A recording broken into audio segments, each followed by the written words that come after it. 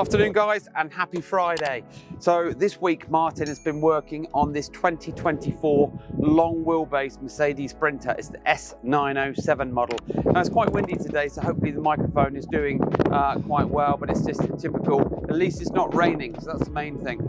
Now we have fitted our 360 HD camera system as well as some audio upgrades. We've done sound deadening in the doors, we've done amplifier, DSP amplifier, we've done a subwoofer, we've done door speakers, and we've done dash tweeters as well. So we're going to have a quick walk around the van, show you the cameras as we normally do, as well as show you what's going on inside and the Alpine upgrades.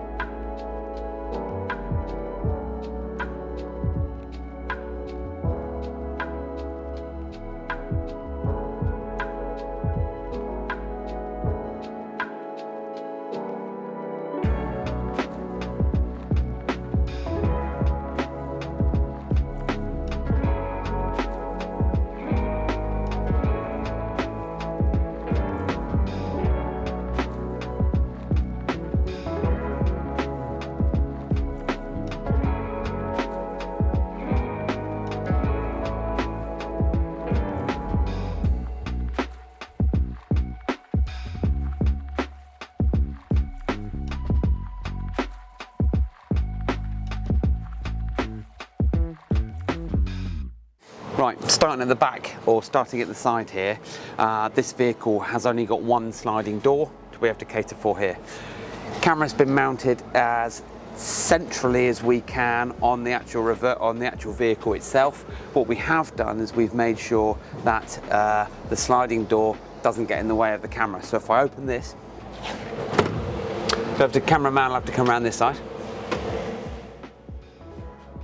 And we just open like so. And then you'll have to come down this side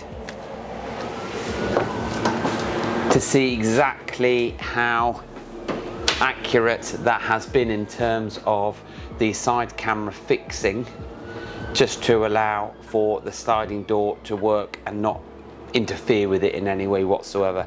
But again, it's incredibly important that we've got that detail sorted, otherwise we've got problems with the van and the camera. Okay, we're going to jump now to the back of the van.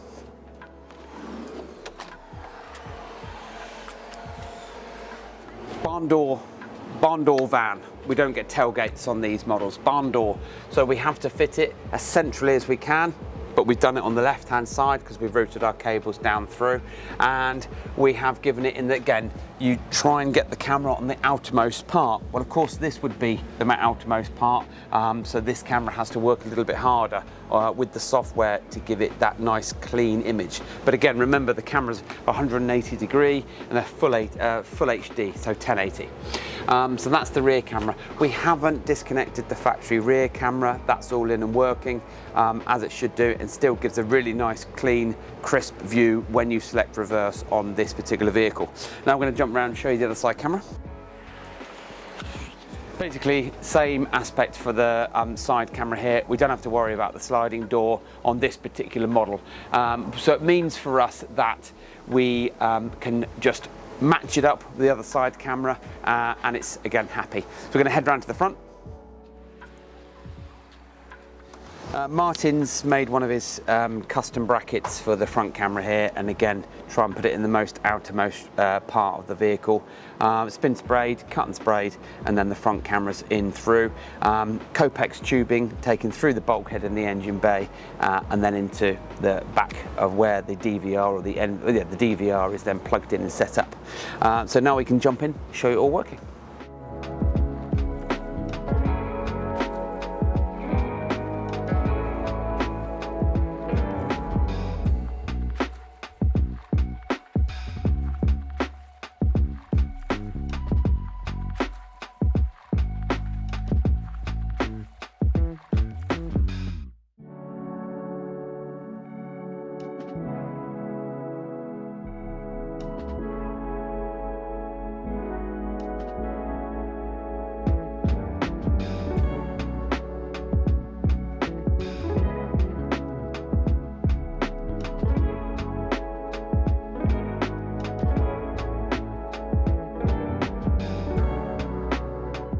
So slightly different install for us because most of the installs of our 360 systems are fully converted campers or motorhomes. This is a brand spanking new panel van, and after I've finished talking to you about this section here, Sammy can pan around and show you how empty it is, but you can probably hear that through the microphone. Now we've just used a bit of offcut of wood here, and Martin has fitted the drive, and this is so that the converter can refit this into this section back here. This is where the main storage for the DVR is going, and this will all be stowed away nice and neatly in a cupboard. But for the moment, rather than start screwing into the bodywork unnecessarily, Martin's dismounted this on a panel, and then again we'll work alongside the converter to discuss what needs to go where and why and everything else, because we don't want any damage done to any of our cabling like so. So that's that. Now if Sammy can, I'll get out of the way. You can pan round and show you the fact that it's an empty panel van completely. Might even be able to open a door. Let's have a look. We've got a little bit of extra light here. So this van is completely and utterly naked, and it's going to be then leaving us, going off to the converter and then having its conversion work done. So now we can look at the front and show you it all working.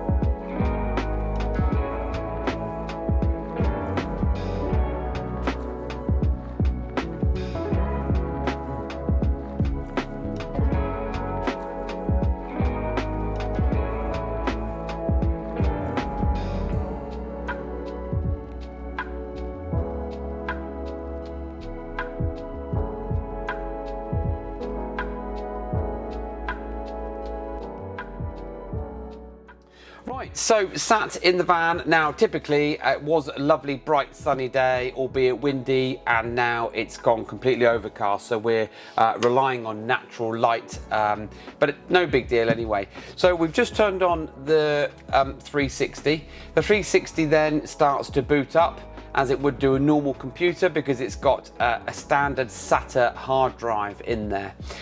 It's connected from the 10-inch monitor with an HDMI cable that runs to the DVR, which is a digital video recording device, and then displays all the system and the screen. So right now what we have done on this particular day, because of the weather, we've parked it into what we call the communal bin area, which means that we've got a wall on the left, a wall on the right, and some gates behind us.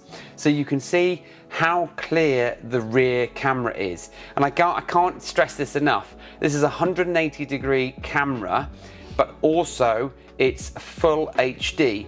And when you've got 4 cameras all talking to each other to stitch the 360 system and the software together, it's working incredibly hard to give us this end result. Now, on the left-hand side, we've got our overview or aerial shot of the van.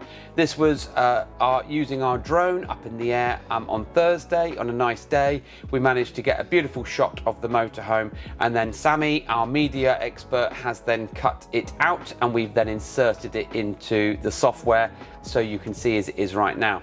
Default view is always the reversing camera. So we've now got some switches down here, if we can pick those up on the camera screen. These switches are your standard on-off power switch, and then we've got your momentary switches. So if I flick that once, the image changes to our overview in the middle, and the left camera and the right camera, and that's if you wanted to use that if you were driving down a very narrow lane or road. And then if I press it again, now that's our front camera.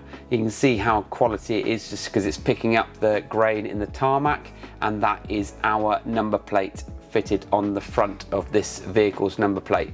And then flick it back again, and default view is the reversing camera.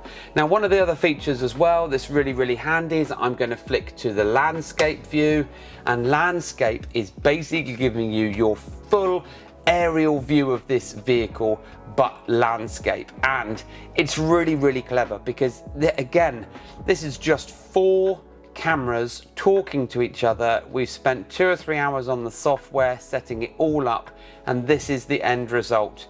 And for something that's aftermarket, it's pretty good, because we've seen a lot of factory stuff and it doesn't compare. In fact, a lot of factory stuff just has the black box for the vehicle. It's not even been cut out to the detail that this offers, which is amazing.